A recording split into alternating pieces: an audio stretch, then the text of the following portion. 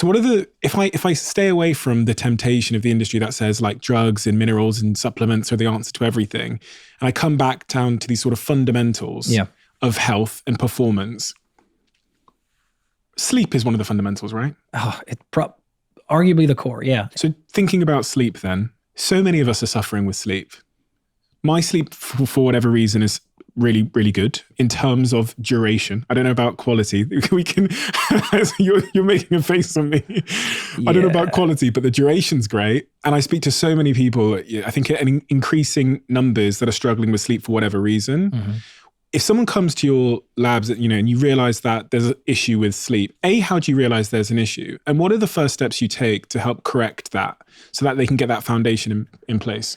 So I want to know exactly how you're sleeping. So I know exactly why you're sleeping that way. So then we know exactly what to do about it. And this is why, frankly, our success rates are so high. Okay, what do we want to do? I want to run the most in-depth analysis of your sleep absolutely possible. So I have a company called Absolute Rest. And so what we do is we actually build full functional sleep labs in people's houses. And this is all wireless. So we can run full clinical grade, FDA approved sleep studies in your house. So you don't have to go to a hospital. You don't have to go to anywhere else, right?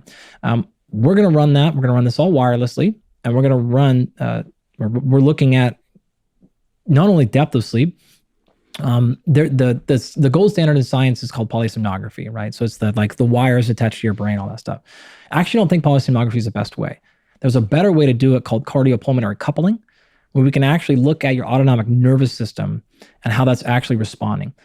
So I prefer that method. We'll do both. We actually run full PSG and cardiopulmonary coupling as well. But we're looking at that. So we can look at, do you have bruxism? Like, are your jaw clenching at night? We're looking at, are your leg moving? We're doing that also while we're looking at position. So we're having this on your right side, on your left side, on your back. Where are you at? We can actually do a whole bunch of other fancy stuff with ocular metrics, with eye tracking, with facial scanning, and like all kinds of other stuff. But we want to most specifically look at how you're sleeping. We're looking at then why. And so in terms of why you're sleeping, that's in a bunch of different buckets. One of the buckets is environmental. And so we actually run full-time environmental scanning of your sleep environment. We actually have a little device. I take it with me like everywhere I go. So we have our athletes always checking the environment when they're in hotels and places like that. We can always run environmental scans to make sure that it's in the optimal thing. So we're looking for temperature, humidity, but carbon dioxide, dander, pollen, allergens, molds, things like that. We can all measure in real time instantaneously on that thing. So we want to make sure nothing in the environment is causing the sleep. If we can check off environment, then we're looking at behaviors. You've probably heard a lot about sleep hygiene and, don't watch exciting TV thrillers before night. Don't get on your laptop and work and answer emails and then fall asleep, try to fall asleep 5 minutes later.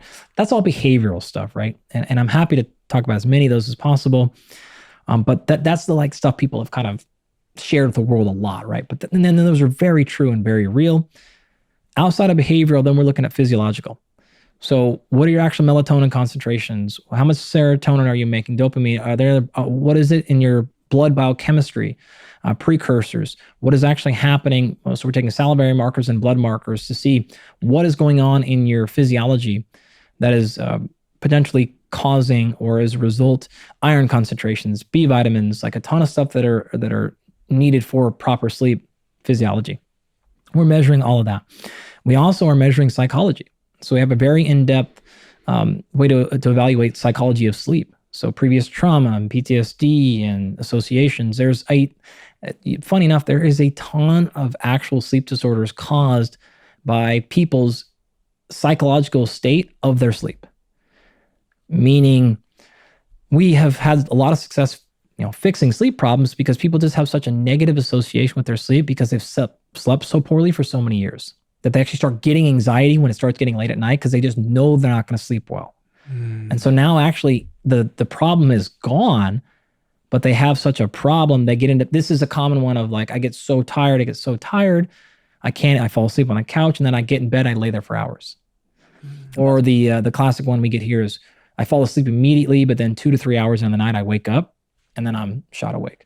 Okay, great. Those are all pretty clear solution or causes a lot of the time. So they have very clear solutions that are not very often